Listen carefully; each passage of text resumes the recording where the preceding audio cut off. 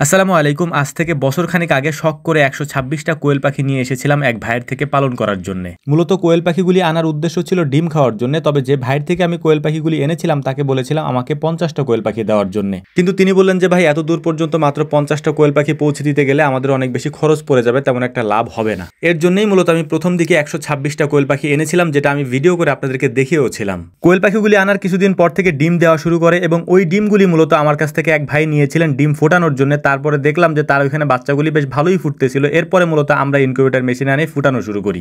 এক বছরও পুরোপুরি এখনো হয়নি। এখনো পর্যন্ত আমাদের খামার থেকে আমরা প্রায় ৩০ থেকে ৪০ হাজার কোয়েল পাখির মতো বিক্রি করে ফেলেছি আলহামদুলিল্লাহ। এখন প্রতি মাসে ১০,০০০-এরও বেশি কোয়েল পাখির অর্ডার থাকে আমাদের কাছে, কিন্তু গরুর খামারের পাশাপাশি এগুলি করার আমাদের তেমন একটা সময় হয় না, যে কারণে পর্যাপ্ত পরিমাণে সাপ্লাই আমরা দিতে পারি না। আপনাদেরকে এই কথাগুলি বলার পেছনে একটা কারণ আছে, সেটা হচ্ছে এই কোয়েল পাখির বাচ্চাগুলি যখন আমি নিয়ে এসেছিলাম তখন অনেকেই আমাকে অনেক ধরনের পরামর্শ দিয়েছেন। অনেকে বলেছিলেন যে ভাই, এগুলি সম্পর্কে আপনার তো ধারণা নাই, তাহলে আপনি এগুলি করতেছেন কেন? বছর ঘুরতে ঘুরতে আমি একটা জিনিস চিন্তা করতেছিলাম বসে বসে, আর সেইটা হচ্ছে আল্লাহ তাআলা কার তাকদিরে কিভাবে রিজিক লিখে রাখছেন এটা আমরা কেউ জানি না। সেদিনের ওই মন্তব্যে যদি আমি আমার কাজ বন্ধ করে দিতাম বা কোয়েল পাখি যদি পালন না করতাম, তাহলে হয়তো এই রিজিকের ব্যবস্থাটা আল্লাহ তাআলা আমাকে এইভাবে করে দিতেন না। একটা কথা মনে রাখবেন, যেটা আমি মনে প্রাণে বিশ্বাস করি, সেটা হচ্ছে কাউকে মন্তব্য করে তার গন্তব্য আটকে রাখা যায় না। যদি সে বিশ্বাস করে যে আমি এই কাজ করতে পারবো এবং এটা আমি করব, এই দৃঢ় প্রতিজ্ঞা যদি তার মধ্যে থাকে, তাহলে আপনি কোনো মানুষকে কোনো কাজেই আটকাতে পারবেন না। ইনশাআল্লাহ সে কাজে সে সফল হবেই।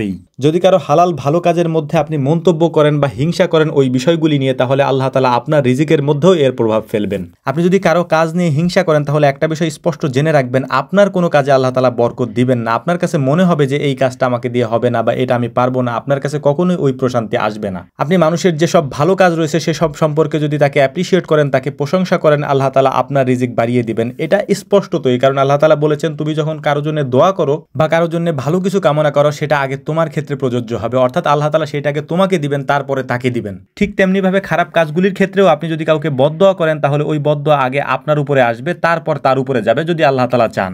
যেহেতু আমি একজন প্র্যাকটিসি মুসলিম, যে কারণে এই বিষয়গুলি আমি খুব ভালোভাবে পালন করার চেষ্টা করি এবং মানিও। আমি কখনো কারো মন্তব্যের উত্তর দেই না। এটার কারণ হচ্ছে আমি যখন বুঝতে পারি যে এই লোকটা নেগেটিভ মাইন্ডের, অর্থাৎ তার মাথার মধ্যে সবসময় নেগেটিভ চিন্তা ভাবনা ঘুরে, পজিটিভ কিছু সে চিন্তা করে না, তখন আমি আস্তে আস্তে তার থেকে দূরে সরে যাই। এটা আমি মনে প্রাণে বিশ্বাস করি। আপনি যদি কথার মাধ্যমে কাউকে কষ্ট দিয়ে থাকেন অথবা তাকে যদি কোনো বাজে মন্তব্য করে থাকেন, আল্লাহ তাআলা কিয়ামতের দিন এটার জন্য আপনার কাছ থেকে আলাদাভাবে হিসাব নেবেন। কারণ এটা হক কুল ইবাদ তথা বান্দার হক। বান্দার হক যদি বান্দা ক্ষমা না করেন, তাহলে আল্লাহ তাআলাও এটা ক্ষমা করবেন না। তো যাই হোক, আলহামদুলিল্লাহ, ঢাকা থেকে এক ভাই এসেছিলেন। ওনার মূলত ৫০০ কোয়েল পাখির অর্ডার ছিল আমাদের কাছে, তো উনি সেটাই নিতে এসেছিলেন। তো ওনার কোয়েল পাখিগুলি আমরা আমাদের যে ক্যারেটগুলি আছে সেই ক্যারেটগুলির মধ্যে সুন্দর করে দিয়ে দিয়েছি। এখন এই কোয়েল পাখির খাঁচাগুলি আমরা এই ভ্যানের উপরে তুলে দেবো এবং এখান থেকে ওনারা এইগুলিকে নিয়ে যাবেন।